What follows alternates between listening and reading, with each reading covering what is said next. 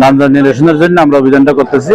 ফুটপাত দখল করে যে মৌসুমী ফল বিক্রেতারা নির্দিষ্ট অংশের বাইরে গিয়ে দখল করে ব্যবসা করতেছে, সেটা আমরা কক্সবাজার পৌরসভার মাননীয় প্রশাসক মহোদয়ের নির্দেশে সদর মডেল থানা, ট্রাফিক পুলিশ সবার সহযোগিতায় আমরা যৌথ উদ্যোগে এখানে মাঠে নামছে। চলমান থাকবে আমাদের অভিযানটা জনদুর্ভোগ কমিয়ে আনার জন্য। আমরা যতটুকু পারি তারা যাতে পরে আবার না বসতে পারে সেজন্য ট্রাফিক পুলিশ, পৌরসভার সমুদ্রের গর্জনে ভিন্ন স্বাদের সামুদ্রিক খাবারের ভরপুর আয়োজন উপভোগ করতে আজই চলে আসুন প্যাসিফিক বিচ লাউঞ্জ ক্যাফে কক্সবাজারে।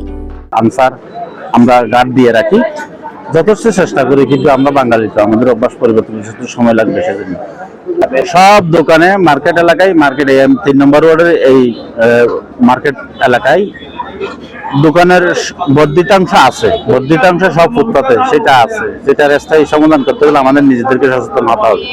সুতরাং আমি প্রশাসক মহোদয়ের পক্ষ থেকে আপনার পৌরবাসীকে একটাই মেসেজ দিতে চাই, আমরা নিজেরাই সচেতন হয়ে আমাদের শহর আমরা নিজেরাই যানজট মুক্ত রাখি, পরিষ্কার পরিচ্ছন্ন রাখি।